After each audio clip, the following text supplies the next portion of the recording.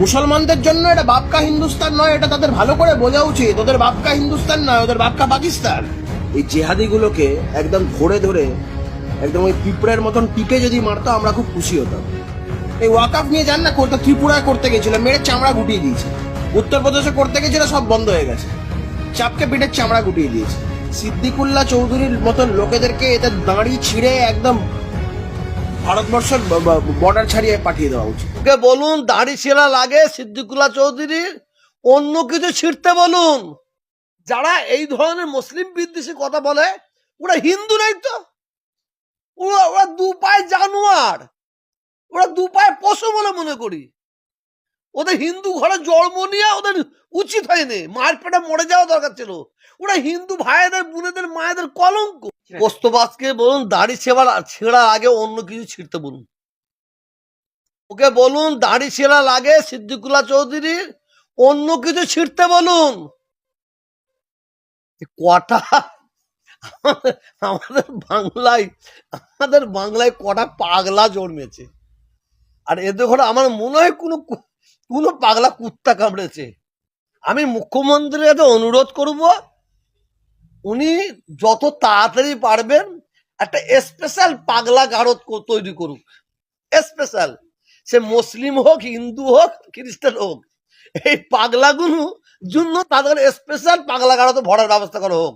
আর যাদের ঘরে কুত্তা কামড়ায়, কুত্তার যে ভ্যাকসিনের মানে দরকার আছে, সেটা ভ্যাকসিনের ওই সময় অভাব হতে পারে, এতে করে যত তাড়াতাড়ি পারে কুত্তার ভ্যাকসিন দিয়ে ওই হসপিটাল দেওয়ার ব্যবস্থা করতে বলুন।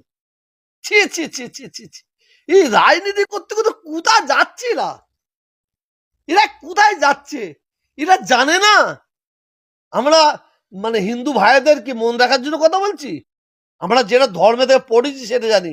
আগেও বলেছি আপনাদের, যদি কেউ অন্যের মাকে ভালোবাসতে না পারে, সে কোনোদিনই তার নিজের মাকে ভালোবাসতে পারবে না।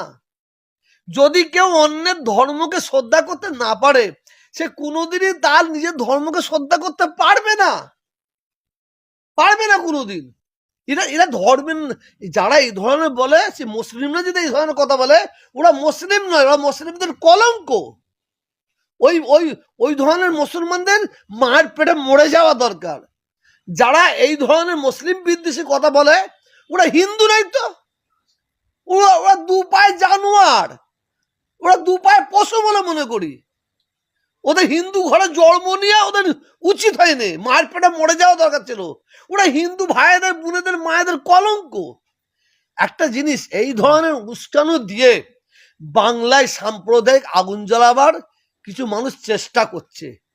আমি আপনাদের মানে 100% শিওর হয়ে বলছি, বাংলায় আমরা যে হিন্দু মুসলমানের মিলন, যে আমাদের একতা, যে ভ্রাতৃত্ব ভালোবাসা আছে, আমরা হিন্দু মুসলমান সম্প্রীতির হাতে হাত দিয়ে ওই ধরনের সাম্প্রদায়িক শক্তিকে আমরা কবর দেবো, এটা বলতে পারি।